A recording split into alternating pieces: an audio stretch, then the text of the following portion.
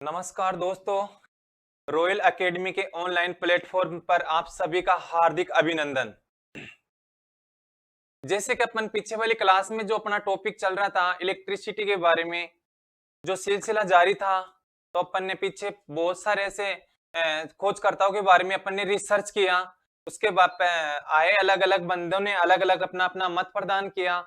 तो उसमें वो बंदा आ रहा था माइकल फेराडे, और माइकल फेराडे ने कहा कि ये चुंबकीय बल रेखाओं में छेदन करवा के ईएमएफ जनरेट पैदा किया। तो देखो उसमें भी अपन ने बहुत कुछ सीख लिया था, लेकिन उसमें कुछ ऐसी त्रुटियां रह गई थी। उसको देखते हैं अपन।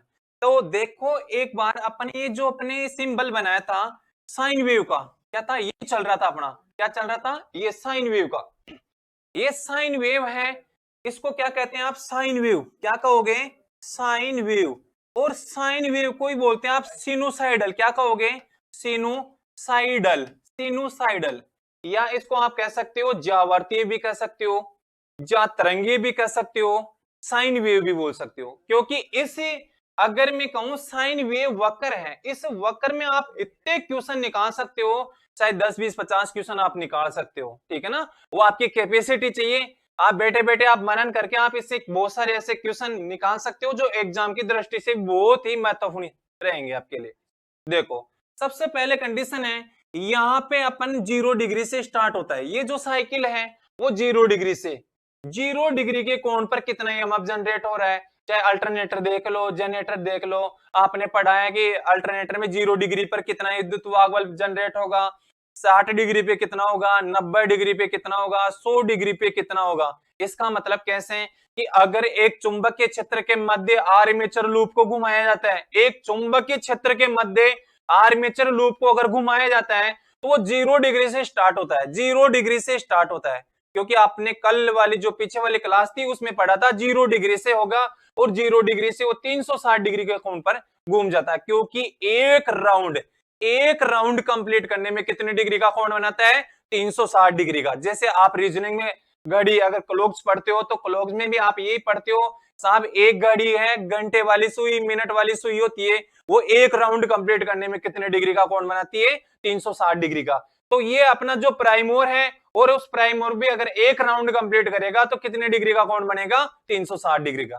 तो स्टार्टिंग में अगर 0 डिग्री पर कितनी चुंबकीय बल रेखाएं छेदन होगी, 60 डिग्री पर कितना होगा, 100 डिग्री पर कितना होगा, तो ये जो आउटपुट मिलेगी वो आपको मैं अलग अलग निकाल के कोण पे बताता रहूंगा, ठीक है ना। अब देखते हैं, सबसे पहले देखो यहाँ 0 डिग्री। दूसरी कंडीशन है, अगर मैं इसकी वैल्यू को निकालू तो यहाँ 90 डिग्री का कोण बनेगा। यहाँ कितने डिग्री का बनेगा, 90 डिग्री का। और यहाँ पर कितने का बनेगा, 180 डिग्री का। यहाँ पर 270 डिग्री का, और यहाँ पर कितने का, 360 डिग्री का। दोस्तों एक साइकिल एक चक्कर पूर्ण करने में, एक साइकिल एक चक्कर पूर्ण करने में 360 डिग्री का कोण बना रही है। बन रहा है क्या, 360 का, 0 से स्टार्ट हुआ और 360 पे आ गया। इसका मतलब है एक राउंड कंप्लीट हो गया। तो आप इसको ऐसे भी तो कर सकते हो कि एक साइकिल एक सेकंड समय में पूर्ण किए गए चक्रों की संख्या को क्या कहोगे आप, आवर्ती कहते हैं। क्या कहते हैं, आवर्ती। आपने पढ़ा है कल, आवर्ती कहते हैं, ठीक है ना। आवर्ती का मतलब होता है फ्रीक्वेंसी, और फ्रीक्वेंसी का जो प्रतीक होता है वो एफ होता है, और मात्रक होता है हर्ट्ज, ये है। लेकिन इस आवर्ती का जो मात्रक है हर्ट्ज, इसको आपने कल बड़े बड़े अक्षरों में भी बड़े बड़े इकाइयों में भी आपने, जैसे किलो हर्ट्ज है, मेगा हर्ट्ज है, गीगा हर्ट्ज है, ऐसे आपने इसका बखान किया था। अब देखते हैं दोस्तों, कंडीशन ये है, इसमें आपने इसका नाम दिया था चरमांतर। क्या नाम दिया था, चरमांतरमान। क्या नाम दिया था, चरमांतरमान। इसको आप इंग्लिश में कहोगे peak to peak value, peak to peak value. क्या कहोगे, पिक टू पिक वैल्यू, या चरमांतरमान, या कहोगे शिखरमान। अब देखो, ठीक है ना। अब अपन कल बता रहे थे कि यहां से यहां तक की अगर वैल्यू निकाला जाए तो यहां दे दू 0.1 सेकेंड। तो देखो यहां है 0.1 सेकेंड। अब आपको ये मालूम होना चाहिए कि ये जो पॉजिटिव साइकिल है, यहां से यहां तक पॉजिटिव मान होगा, और यहां से यहां तक नेगेटिव मान होगा। दोस्तों इस साइकिल में अगर एक बात और बताऊं मैं आपको, क्योंकि ये जो पॉजिटिव चार्ज होता है ये ऐसे स्टार्ट होता है साहब, 1 2 3 4 5, यहाँ 5 पे आ गया, वापस गिर रहा है 5 4 3 2 1 0, वापस 0 पे आ गया।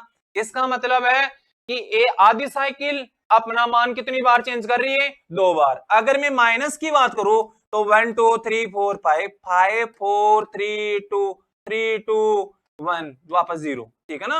अब देखते हैं शून्य से अधिकतम के बीच, शून्य से अधिकतम के बीच केवल और केवल आपको डायग्राम को देखना है, केवल और केवल आपको डायग्राम को देखना है कि शून्य से अधिकतम के बीच, शून्य से अधिकतम के बीच ये अपना मान कितनी बार चेंज करेगी, ये अपना मान कितनी बार चेंज करेगी। देखो अगर एक साइकिल शून्य से अधिकतम के बीच कितनी बार चेंज कर रही है? 4 बार। देखो दोस्तों अगर 0 डिग्री से स्टार्ट हुआ अधिकतम पे आ गया, अधिकतम से स्टार्ट हुआ वापस 0 पे आ गया, आधी साइकिल में मान 2 बार चेंज हो गया, यहां भी आधी साइकिल में मान 2 बार चेंज हो रहा है, तो टोटल कितनी बार हो गया? 4 बार। अगर मैं क्वेश्चन की बात करूं तो एक शानदार क्वेश्चन आ रहा है आपके लिए, बहुत ही एग्जाम की दृष्टि से बहुत ही महत्वपूर्ण क्वेश्चन है।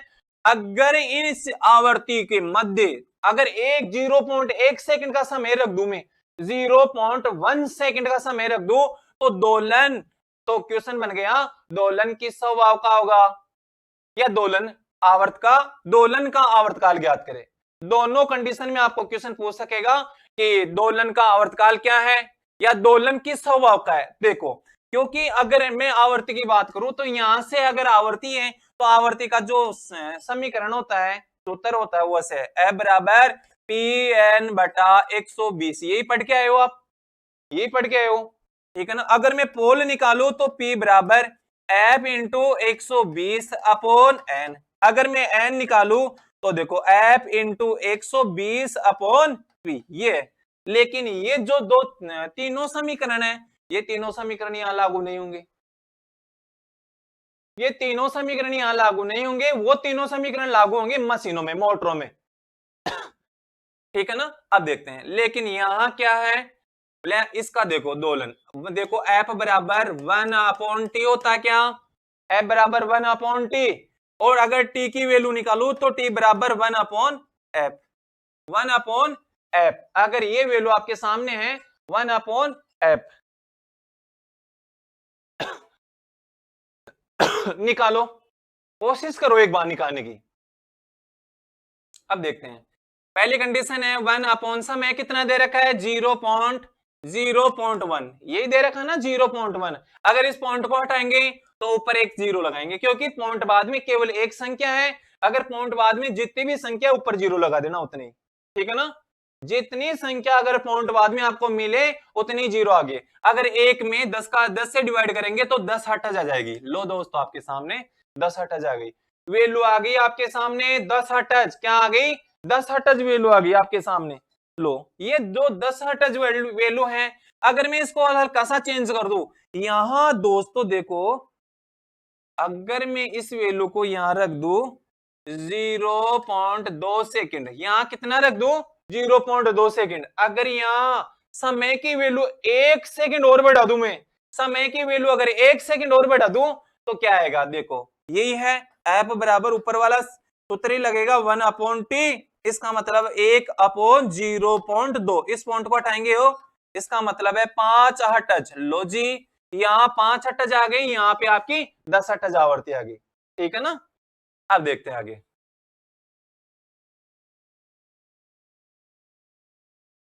अब देखो अगर मैं इस साइकिल को देख के एक क्वेश्चन पुट अप करता हूं आपसे, आप मेरे को आंसर बताओ कि एक संपूर्ण साइकिल का, एक संपूर्ण साइकिल का एवरेज वैल्यू कितनी होती है, यानी औसत मान कितना होता है? एक संपूर्ण साइकिल का औसत मान कितना होगा?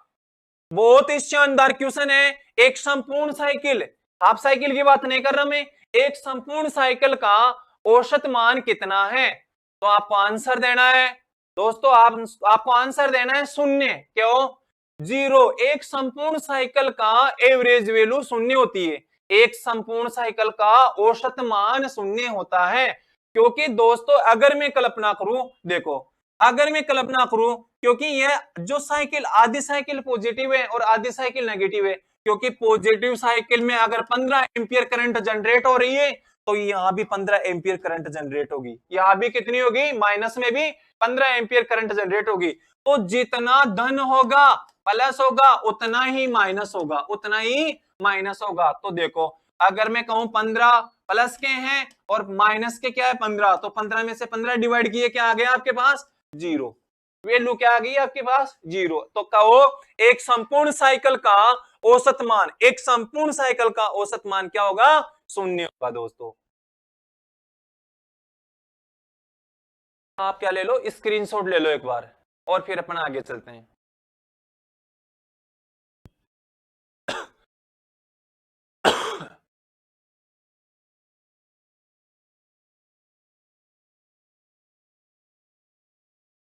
अब देखते हैं अपन, अब अपन आगे चलते हैं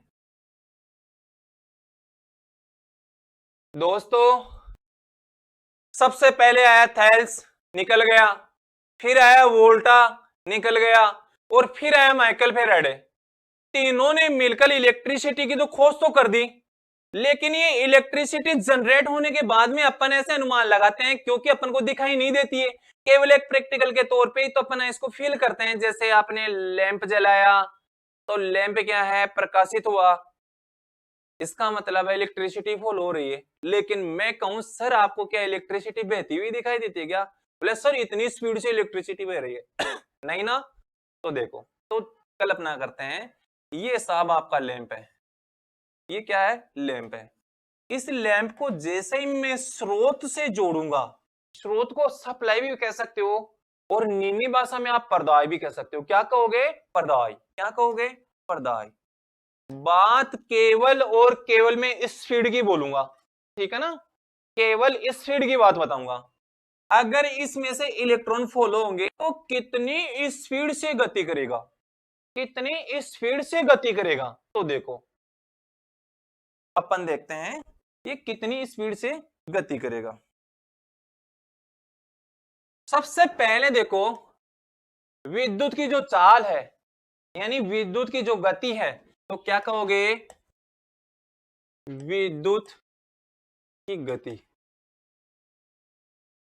10 इंटू 10 की पावर 8 मीटर प्रति सेकंड की रफ्तार से चलेगी। कितनी रफ्तार से चलेगी 3 इंटू 10 की पावर 8 मीटर प्रति सेकंड की रफ्तार से चलती है। बताओ साहब इतनी स्पीड से चलेगी कि विद्युत की जो गति है अगर वो मीटर में देखा जाए तो 3 इंटू 10 की पावर 8 मीटर प्रति सेकंड, ठीक है ना, 3 इंटू 10 की पावर 8 मीटर प्रति सेकंड। अगर ये सिचुएशन देखो कि साहब विद्युत की जो गति है, विद्युत की गति 2,97,842 किलोमीटर प्रति सेकंड, 2,97,842 किलोमीटर प्रति सेकंड की रफ्तार से। अगर इसकी वैल्यू आप किलोमीटर में देखोगे, अगर इसकी वैल्यू किलोमीटर में देखेंगे तो 2,97,842 किलोमीटर, ठीक है ना। तो अगर आगे की सिचुएशन ये है कि विद्युत की चाल, विद्युत की चाल, दोस्तों एक बात और बता दूं मैं आपको कि आगे में चल के ये बताऊंगा ये जो वैल्यू 2,97,842 है, या तो ऑप्शन में ये मिलेगी आपको, या ऑप्शन में मिलेगी 3 लाख किलोमीटर प्रति सेकंड। तो मैं निकाल के बता दूंगा आपको 3 लाख किलोमीटर प्रति सेकंड कहां से आया, 1,86,000 मील कहां से आया, ये मैं आपको कन्वर्ट करके अभी बता दूंगा, ठीक है ना। देखो विद्युत की चाल 1,86,000 मील प्रति सेकंड। लो विद्युत की जो चाल है वो 1,86,000 मील प्रति सेकंड होती है। विद्युत की चाल 2,97,842 किलोमीटर, विद्युत की चाल 3 इंटू 10 की पावर 8 मीटर प्रति सेकंड, विद्युत की चाल 1,86,000 मील प्रति सेकंड। फिर मैं कहूंगा कि विद्युत की जो चाल है, विद्युत की चाल, विद्युत की चाल है वो प्रकाश की चाल के तुल्य, प्रकाश की चाल के तुल्य, चाल के तुल्य, तुल्य का मतलब है बराबर, ठीक है ना, प्रकाश है, विद्युत की चाल प्रकाश की चाल के तुल्य, या कह सकते हो ऊष्मा की तरंगों के तुल्य, ऊष्मा की तरंगों के तुल्य, तरंगों के तुल्य।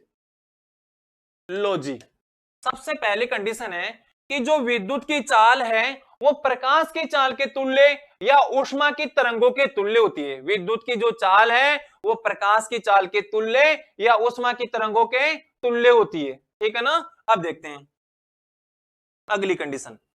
विद्युत की चाल, विद्युत की चाल 3 × 10⁵ किलोमीटर प्रति सेकंड। लो जी, अगर किलोमीटर में देखा देखा जाए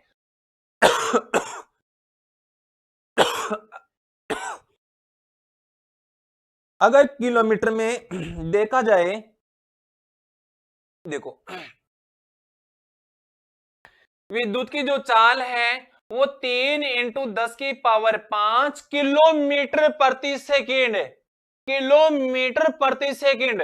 देखो यहां क्या है, यहां भी किलोमीटर है और यहां भी किलोमीटर है, तो ऊपर तो वैल्यू है 2,97,842, लेकिन आगे अगर मैं इसको ऐसे भी तो लिख सकता हूं ना, 3 × 10⁵ को ऐसे। देखो तो मैं ऐसे लिख दूं इसको, विद्युत की चाल, विद्युत की चाल। लो दोस्तों, विद्युत की जो चाल है अगर मैं इसको सोल्व करूंगा, यानी इस 10⁵ को हटा दूंगा यानी सोल्व कर दूंगा, तो यहां क्या आ गया, देखो 3 लाख हो गया क्या।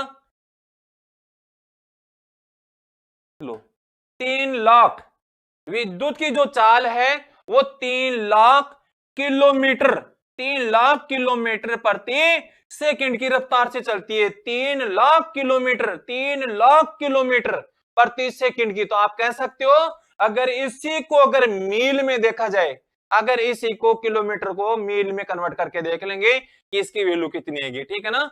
अगर मैं मील में चेंज करूंगा इसको किलोमीटर को, तो आपको मालूम होना चाहिए कैसे,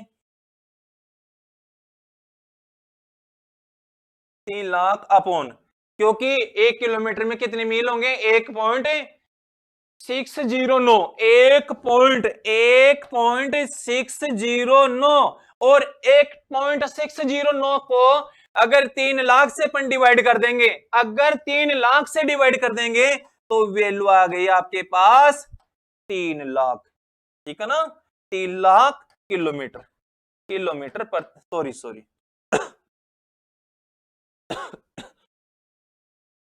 किस में चेंज कर रहे हो, मील में। तो वैल्यू क्या आ गई, 1,86,000 मील प्रति सेकंड, मील प्रति सेकंड, मील प्रति सेकंड। लो इसका मतलब है, इसको स्क्रीनशॉट उतार लो ऐसे कैसे, और एक बार समझते हैं इसको, दोबारा समझते हैं, ठीक है ना। सबसे पहले कंडीशन है, आपने कहा कि विद्युत की जो चाल है वो 3 × 10⁸ मीटर प्रति सेकंड। क्यों, क्योंकि दोस्तों आपने इलेक्ट्रिसिटी जनरेट की है, अब जनरेट करने के बाद में इलेक्ट्रिसिटी को अपन देखेंगे कि कितनी स्पीड से फ्लो हो रही है। अब ये स्पीड है वो आपको किलोमीटर में भी मिलेगी, मील में भी मिलेगी, और मीटर प्रति सेकंड में भी मिलेगी, ठीक है ना। तो मैं क्या कहूंगा कि विद्युत की जो चाल है वो 3 × 10⁸ मीटर प्रति सेकंड होती है। विद्युत की जो चाल है वो 3 × 10⁸ मीटर प्रति सेकंड होती है। आगे देखते हैं, विद्युत की जो गति है अगर मैं कहूं किलोमीटर में, तो 2,97,842 किलोमीटर। अगर किलोमीटर के हिसाब से देखें तो 2,97,842 किलोमीटर की रफ्तार से ये गति करेगी, किलोमीटर के हिसाब से ये क्या करेगी, गति करेगी, ठीक है ना। अब देखते हैं आगे सिचुएशन देखते हैं, अगर जो विद्युत की चाल है, विद्युत की चाल है अगर मील में देखें तो 1,86,000 मील प्रति सेकंड होती है।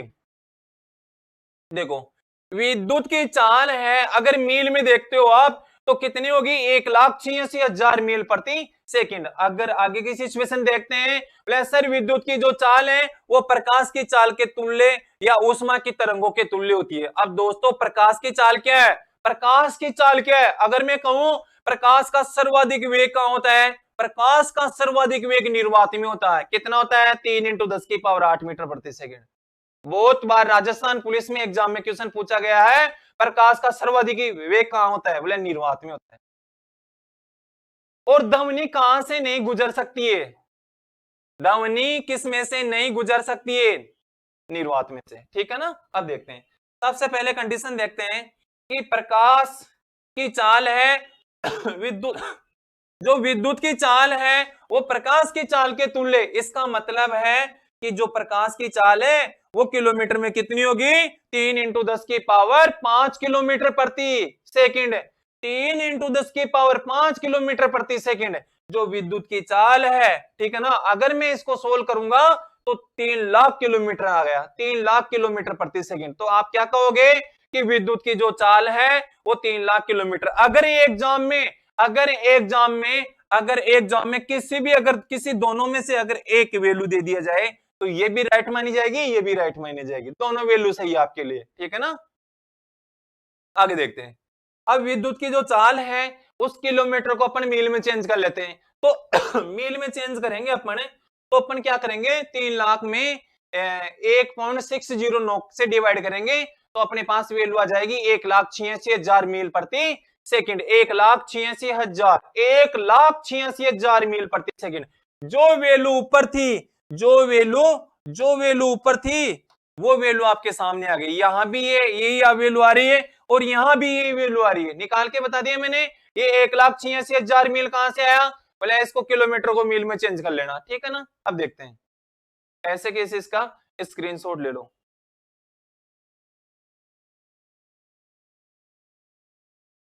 फिर अपन आगे चलेंगे। अब देखते हैं,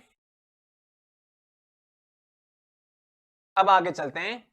जो विद्युत की चाल है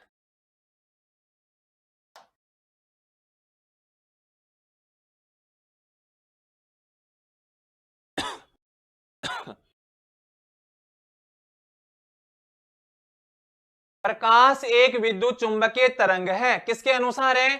प्रकाश एक विद्युत चुंबकीय तरंग है। देखो लाइट है यानी प्रकाश एक विद्युत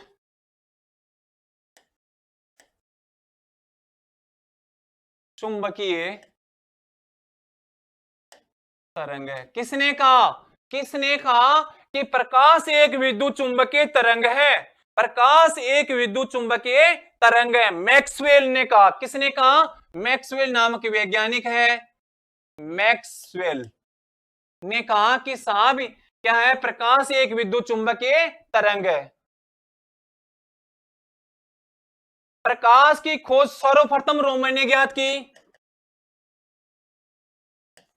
प्रकाश की खोज सर्वप्रथम किसने ज्ञात की? रोमर ने। रोमर नामक वैज्ञानिक था जिसने कहा प्रकाश का सर्वप्रथम प्रतिपादन या खोज किसने की? रोमर ने की। देखो प्रकाश की खोज सर्वप्रथम रोमर ने ज्ञात की। किसने ज्ञात की है? रोमर ने। देखो सॉरी, वेग करो इस जगह।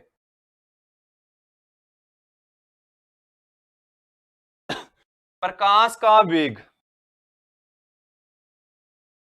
क्या है? प्रकाश का वेग सर्वप्रथम रोमन ने ज्ञात किया। प्रकाश का वेग सर्वप्रथम रोमन ने ज्ञात किया। तो देखो प्रकाश का सर्वाधिक वेग कहां होता है? निर्वात में। क्या कहां होता है? निर्वात में। देखते हैं प्रकाश का सर्वाधिक वेग, प्रकाश का सर्वाधिक वेग कहां होता है? प्रकाश का सर्वाधिक वेग निर्वात में। दोस्तों निर्वात में होगा। प्रकाश का सर्वाधिक वेग कहां होगा? निर्वात में। और निर्वात में कितना होगा? अगर पूछ ले जाए प्रकाश का सर्वाधिक वेग कहां होगा? निर्वात में। और निर्वात में कितना होता है आपको बताना? 3 × 10⁸ मीटर प्रति सेकंड। ठीक है ना? प्रकाश का सर्वप्रथम वेग किसने ज्ञात किया था? रोमर ने। और प्रकाश का सर्वाधिक वेग निर्वात में होता है। अगर मैं कहूं कि प्रकाश का वेग प्रकाश का वेग जल में कितना होगा? जल में प्रकाश का वेग, अगर जल की बात करूं तो प्रकाश का वेग जल में कितना होगा? बताओ दोस्तों। देखो 2.5 इंटू 10 की पावर 8 मीटर प्रति सेकंड कितना होगा? 2.5 इंटू 10 की पावर 8 मीटर प्रति सेकंड। अगर मैं कांच की बात करूं, प्रकाश का वेग कांच में, प्रकाश का वेग कांच में कितना होगा? कांच में कितना है? 2 इंटू 10 की पावर 8 मीटर प्रति सेकंड। लो जी, सबसे पहले आपने देखा कि प्रकाश एक विद्युत चुंबकीय तरंग है। क्या कहा आपने? प्रकाश एक विद्युत चुंबकीय तरंग है। प्रकाश क्या है? एक तरंग है। कौन सी तरंग है? विद्युत चुंबकीय तरंग है। और ये जो तरंग है किसने कहा? ये बोले मैक्सवेल ने कहा। क्या कहा मैक्सवेल ने? कि प्रकाश एक विद्युत चुंबकीय तरंग है। दूसरी कंडीशन है, प्रकाश का सर्वप्रथम वेग किसने ज्ञात किया? रोमर नामक वैज्ञानिक था। रोमर नामक वैज्ञानिक था जिसने कहा कि प्रकाश का सर्वाधिक वेग इसमें होता है। कितना? रोमर ने ज्ञात किया। क्या कहा? कि प्रकाश का सर्वाधिक वेग निर्वात में होता है। कितना होता है? सर्वाधिक कितना होगा? 3 इंटू 10 की पावर 10 की पावर 8 मीटर प्रति सेकंड। अगर मैं कहूं प्रकाश का वेग जल में कितना होगा? 2.5 इंटू 10 की पावर 8 मीटर प्रति सेकंड। अगर कांच की बात आए कि प्रकाश का वेग कांच में कितना होगा, तो 2 इंटू 10 की पावर 10 की पावर 8 मीटर प्रति सेकंड। आगे देखो, समझ में आ रहा है सबके? अब देखते हैं अगली कंडीशन, अपन देखते हैं।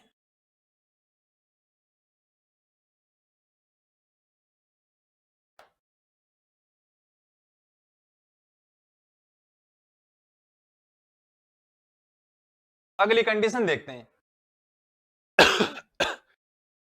एक बार इसका स्क्रीनशॉट ले लो आप, और पूछ लेगा आपको ध्वनि किस में से नहीं गुजर सकती है? ध्वनि किस में से नहीं गुजर सकती? बताओ साहब, ध्वनि किस में से नहीं गुजर सकती है? आपको बताना है सर, निर्वात में से।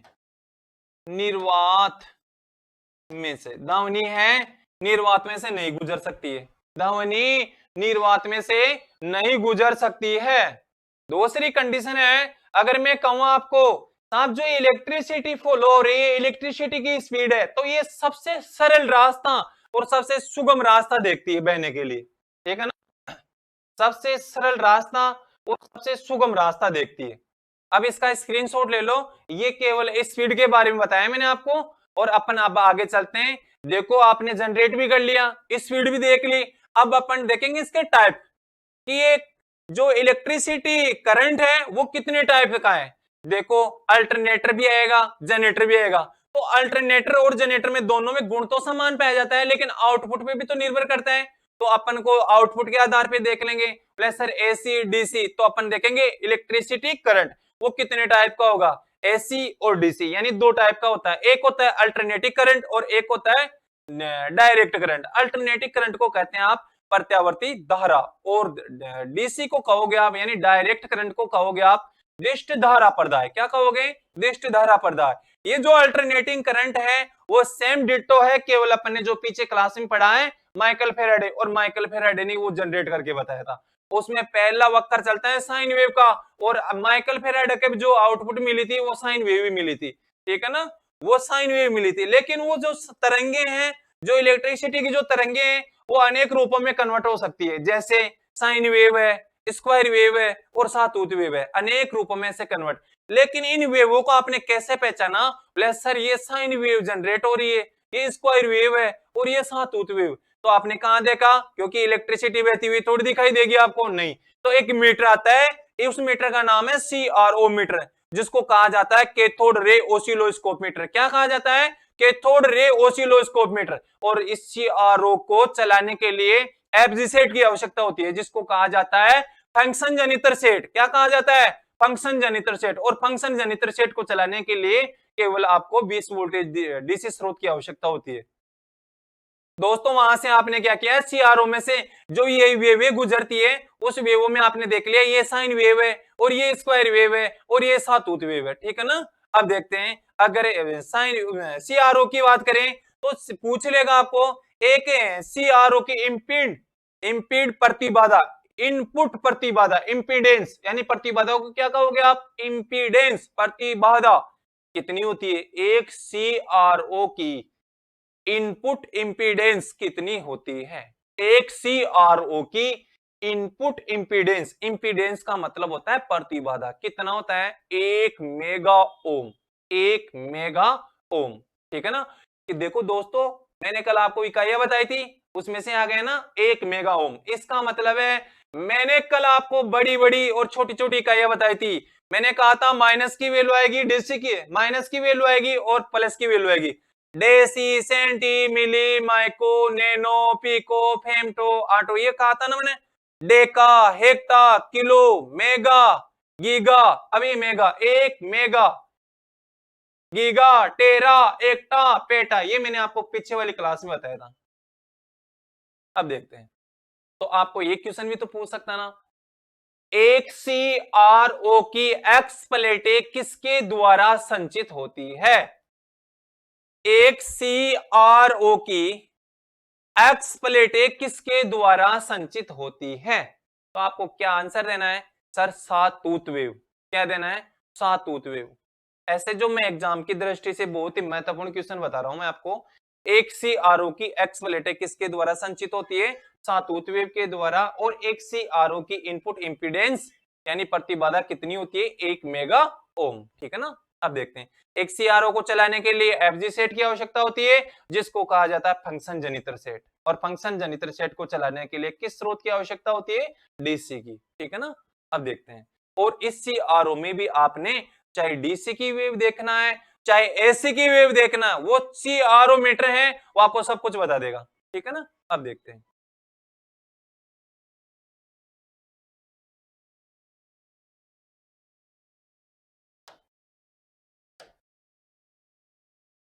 अब देखो, अब चलती है electricity current, type of electricity current, यानी इलेक्ट्रिसिटी करंट के बारे में कितना टाइप का होता है। सबसे देखो,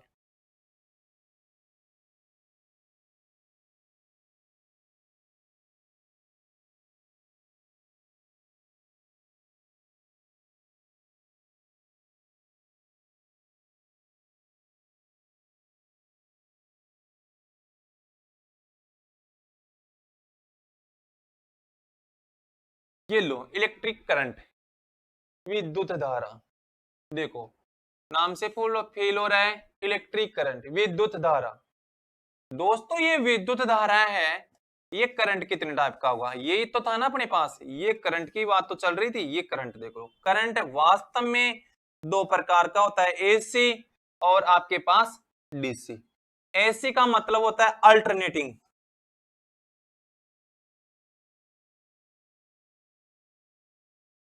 अल्टरनेटिंग करंट। और एक होता है डायरेक्ट करंट, डायरेक्ट करंट। इसको तो क्या कहोगे आप? प्रत्यावर्ती धारा, प्रत्यावर्ती धारा। इसको क्या कहोगे आप? दिष्ट धारा। क्या कहोगे? दिष्ट धारा। लो, इसका मतलब है करंट है, और करंट कितने टाइप का आता है? दो टाइप का, बोले एक एसी और एक डीसी। सबसे पहले अपन इस जो वर्ड लिखा ना, उसी वर्ड पर अपन क्वेश्चन बनाना स्टार्ट करते हैं। पहला क्वेश्चन है कि साहब ये करंट होता क्या है? करंट की अगर आप करंट का बखान करोगे, साहब करंट होता क्या है, तो आप अगर करंट के बारे में इंट्रोडक्शन दोगे आप, तो कैसे बखान करोगे साहब ये करंट है? देखो, इलेक्ट्रॉन्स के प्रवाह की दर, क्या कहोगे? इलेक्ट्रॉन्स के प्रवाह की दर ही क्या कहलाती है? विद्युत धारा। क्या कहोगे? इलेक्ट्रॉन्स के प्रवाह की दर ही क्या कहलाती है? विद्युत धारा। तो मैं यहां अपने राइटिंग बोर्ड पे लिख देता हूं, इलेक्ट्रॉन्स के प्रवाह की दर, इलेक्ट्रॉन्स के प्रवाह की दर क्या कहलाती है? विद्युत धारा। दूसरी कंडीशन है, इसका बखान आप दूसरे रूप से भी कर सकते हो। कैसे?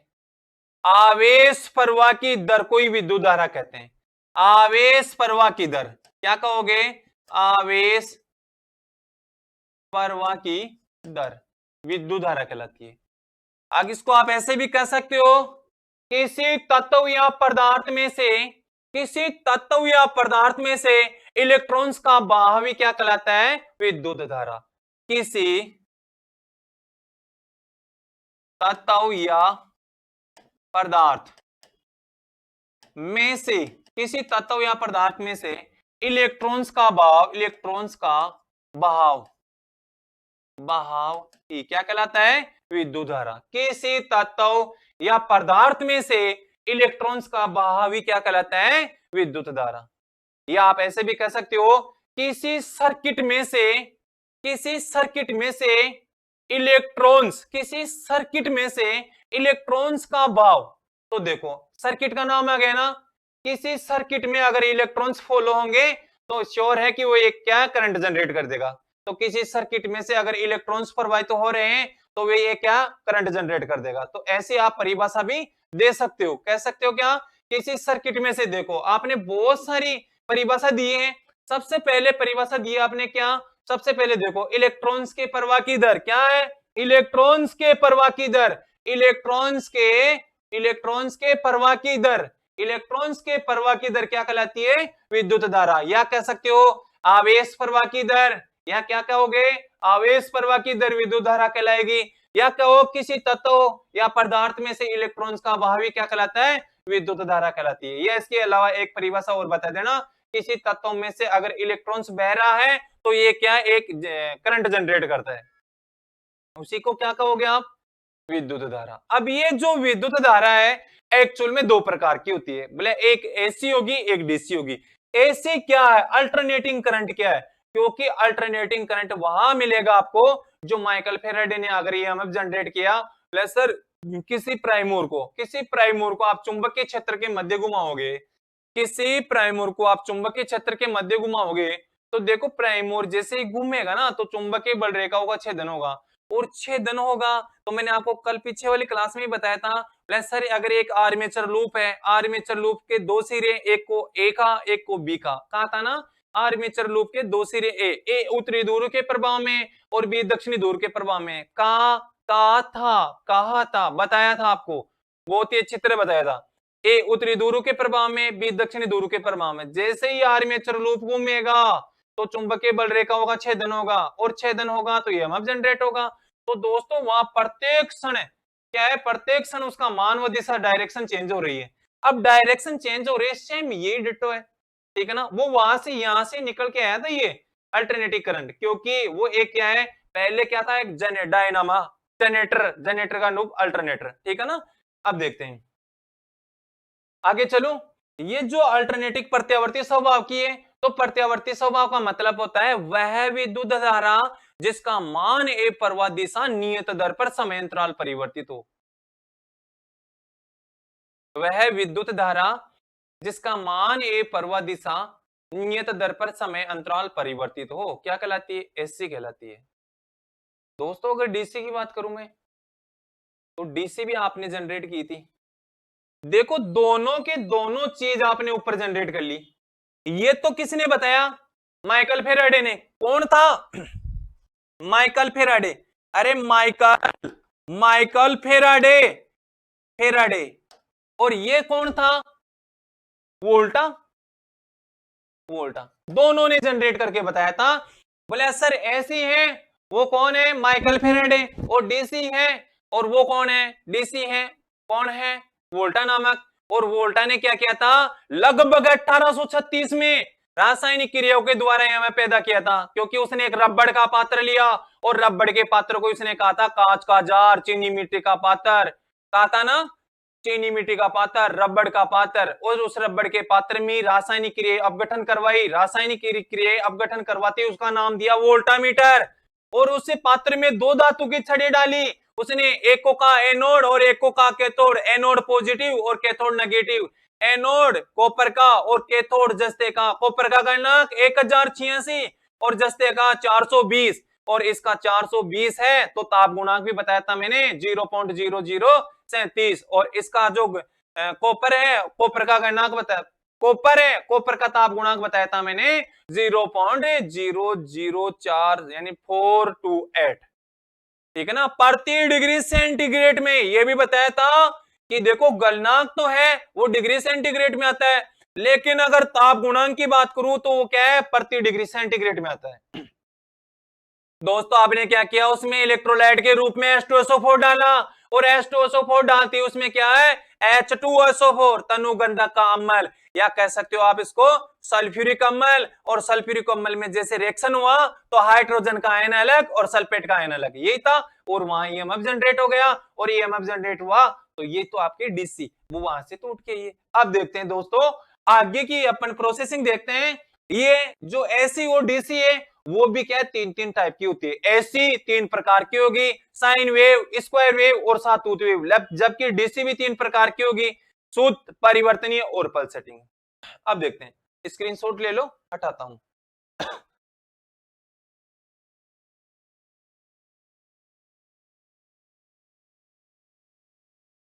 देखो सबसे पहले अपन मनन करेंगे किस पे, एसी पे।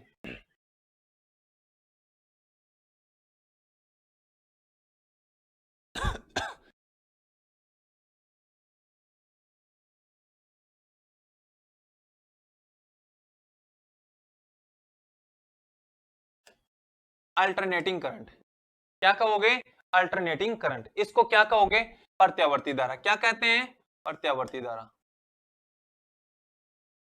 प्रत्यावर्ती धारा क्या कहोगे, प्रत्यावर्ती धारा। अल्टरनेटिंग करंट वह विद्युत धारा जिसका मान वह दिशा समय के अकॉर्डिंग चेंज हो।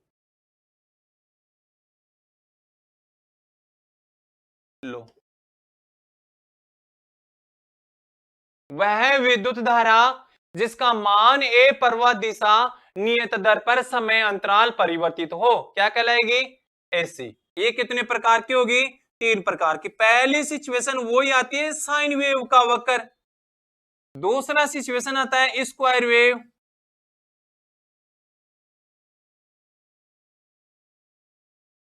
तीसरी सिचुएशन आती है आपके सामने सातूत वेव। लो जी, ये आ गई। आपको मालूम है कि ये क्या है, साइन वेव, स्क्वायर वेव और सातूत वेव। इसको क्या कहोगे आप, साइन वेव। क्या कहते हैं, साइन वेव। इसको क्या कहोगे, स्क्वायर वेव। इसको क्या कहोगे, सातूत वेव। इसको निमी में कहोगे आरादंत। क्या कहोगे, आरादंत। ठीक है ना। इसको क्या कहोगे, वर्ग तरंग या वर्गाकार, वर्ग तरंग या वर्गाकार। इसको बोलेंगे साइनसुडाइल, साइनसुडाइल, या कह सकते हैं सिनुसाइडल। क्या कहोगे, सिनुसाइडल, जावर्तीय, जावर्तीय, जातरंगीय। अब देखते हैं ये तीनों प्रकार की वेव। सबसे पहले क्वेश्चन बता दूं मैं दोस्तों आपको कि आपका जो अल्टरनेटर है या माइकल फेराडे था, उसने जो ईएमएफ जनरेट किया वो वेव थी ये। अब ये वेव है जो जनरेट हुआ इलेक्ट्रिसिटी, वो जो जनरेट इलेक्ट्रिसिटी हुआ वो कितने रूपों में कन्वर्ट हो सकता है, क्योंकि तरंगे हैं, वो तरंगे किस रूपों में कन्वर्ट हो सकती है, क्योंकि आपको दिखाई नहीं देगी। ये जो तरंग है वो अन्य दो रूपों में और कन्वर्ट हो सकती है। बोले सर ऐसे भी आ सकती है और ऐसी भी आ सकती है, कैसे पहचाना आपने। बोले एक मीटर है जो सीआरओ मीटर है, उस सीआरओ मीटर से आपने देख लिया। बोले सर जनरेट तो ये किया, लेकिन ये तरंगे क्या करती है, ऐसे ऐसे निकल, ऐसे ऐसे रूपों में कन्वर्ट हो सकती है। ठीक है ना। अब देखते हैं सबसे पहले कंडीशन वो की वो सिचुएशन है सेम, 0 डिग्री का कोण, 90 का कोण और 180 का कोण, यहाँ पे 270 का कोण और यहाँ पे 360 डिग्री का। मैं क्वेश्चन एक ही को टप करता हूं। तो आप सबसे पहले देखो कि ये वेवे कहां दिखाई दी आपको। आपने मीटर लिया कौन सा, CRO, इसको कहा जाता है कैथोड रे ऑसिलोस्कोप मीटर। क्या कहा जाता है? Cathode ray oscilloscope metre. इस CRO को चलाने के लिए एफ जी सेट यानी फंक्शन जनित्र सेट की आवश्यकता होती है। फंक्शन जनित्र सेट की आवश्यकता होती है। और फंक्शन जनित्र सेट को चलाने के लिए कितने वोल्टेज स्रोत की आवश्यकता होती है? आपको बताना है 20 वोल्टेज। कितने? 20 वोल्टेज। और 20 वोल्टेज है वो एसी के हैं डीसी के? तो आपको बताना है डीसी की वोल्टेज है। आगे देखो दोस्तों, हटा दूं ये जो अल्टरनेटर है, अल्टरनेटिंग करंट है, इसका मतलब है ऐसी है, प्रत्यावर्ती है। प्रत्यावर्ती की इंट्रोडक्शन कैसे दी? वह विद्युत धारा जिसका मान व समय, सॉरी मान व दिशा समय के अकॉर्डिंग चेंज हो, यानी प्रत्येक क्षण। देखो ये रहा आपके सामने, 0 डिग्री से स्टार्ट हुआ, एक क्षण इसका मान 1 होगा, 60 होगा, 90 होगा, यानी अब कुछ क्षण में पॉजिटिव होगा, कुछ क्षण में नेगेटिव होगा। राइट है ना? अब देखो प्रत्येक क्षण इसका मान व दिशा चेंज होती है, प्रत्येक क्षण इसका मान व दिशा चेंज होती है। तो क्या कहोगे? वह विद्युत धारा जिसका मान ए प्रवाह दिशा नियत दर पर समय अनुसार परिवर्तित हो, उसको क्या कहोगे? Alternating current. अब ये अल्टरनेटिंग करंट है वो 3 प्रकार का है। पहला है sine wave, square wave, sawtooth wave. कहां से देखा आपने? एक CRO मीटर से देखा, ठीक है ना? ये इसको आप अन्य नामों से देखो, एग्जाम में पूछ गया क्वेश्चन है। ये जो निम्न वर्ड बता रहा हूं मैं आपको, ये आपको कोई नहीं बताएगा। ये जो साइनसुडाइल है आपको पूछ लेगा सबसे पहले कि साइनसुडाइल है, सिनुसाइडल है। एक प्रत्यावर्तक के आर्मेचर लूप में जनरेट होने वाला विद्युत वाहक का स्वभाव है, ऐसे क्वेश्चन पूछेगा। एक प्रत्यावर्तक के आर्मेचर लूप में पैदा होने वाला विद्युत वाहक बल किस स्वभाव का है? तो या तो ऑप्शन में मिलेगा आपको सिनुसाइडल, या मिलेगा आपको जावर्तीय, या जातरंगीय कह सकते हो, या साइन वेव। साइन वेव तो श्योर है कि आपको नहीं मिलेगा, क्योंकि अगर साइन वेव ही देगा ना आपको तो क्वेश्चन ही नहीं पूछेगा आपसे। अब देखते हैं आगे, देखो आगे है, ये क्या है? स्क्वायर वेव, जिसको कहा आपने वर्ग तरंग या वर्गाकार, वर्ग तरंग या वर्गाकार। ये जो आपके पास है ये क्या है? सातूत वेव है, सातूत वेव, जिसको आपने अपनी भाषा में क्या कहा? आरादंत। ऐसे कैसे इसका स्क्रीनशॉट ले लो, फिर अपन आगे चलते हैं। अब देखो अपन देखते हैं इसका यूज कहां हुआ, ले लो।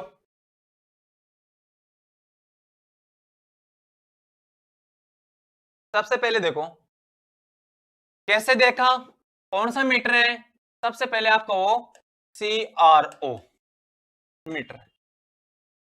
कौन सा मीटर है? CRO meter. इसका नाम क्या है? Cathode ray oscilloscope. Cathode ray oscilloscope.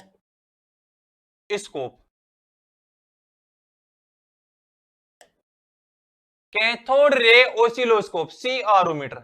अब इस मीटर को डायरेक्ट ऐसे नहीं है, क्योंकि ये जो मीटर है, देखो आपने कभी अगर लैब में देखा है तो मैं आपको हल्का सा डिट्टो बताता हूं इसको। ये ऐसे दिखाई देगा आपको, अगर इसके आगे एक स्क्रीन दिखाई देगी और इस स्क्रीन पर देखो ऐसे ऐसे दिखाई देगा, और इस स्क्रीन पर ये वेव ऐसे कन्वर्ट होती हुई दिखाई देगी आपको, ठीक है ना? ये अगर ये ऐसे हैं तो ऐसे भेगी, ऐसे भेगी, ऐसे कन्वर्ट होती हुई, यानी ये जो तरंगे हैं उन तरंगों के बारे में आपको बताता रहेगा। अब देखते हैं, देखो CRO cathode ray oscilloscope meter कैसे चलाया? FG सेट, यानी इसको कहते हैं फंक्शन जनितर सेट। फंक्शन जनितर सेट। कितने वोल्टेज की आवश्यकता पड़ी? 20 वोल्टेज की। किस कौन से वोल्टेज की? डीसी की। 20 वोल्टेज की आवश्यकता पड़ी आपको। एक CRO की एक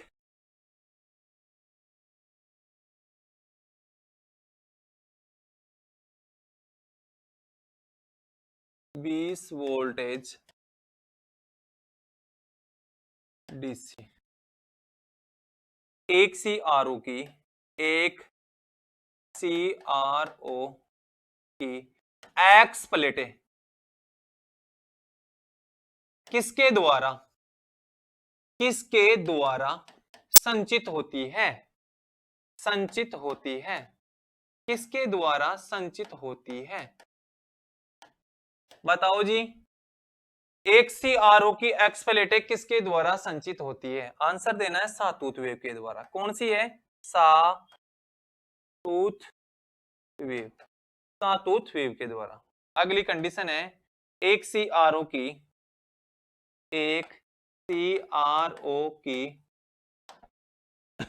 इनपुट इंपीडेंस यानी प्रतिबाधा, क्या कहोगे? प्रतिबाधा। क्या कहोगे? प्रतिबाधा कितनी होती है? 1 मेगा ओम। कितनी होती है? 1 मेगा ओम। लो जी, एक CRO की एक्स प्लेटें सातूथ वेव के द्वारा संचित होती है और इसका इनपुट प्रतिबिंब कितना होता है? 1 मेगा ओम।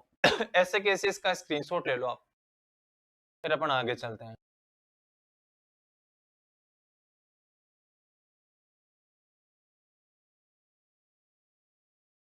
अब देखते हैं इसका यूज।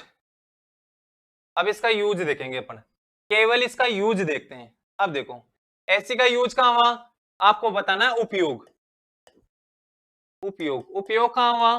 देखो, सिंगल फेज मोटरों में, एसी की बात कर रहा हूं मैं, केवल सिंगल फेज एसी मोटर में, सिंगल फेज एसी मोटर में, 3 फेज मोटरों में, घरेलू उपकरणों को चलाने में, चाहे वो रेफ्रिजरेटर हो, चाहे वो एयर कंडीशनर हो, चाहे वो लैंप हो, चाहे ट्यूबलाइट हो, कुछ भी हो, ठीक है ना? तो मैं लिख दूं घरेलू उपकरणों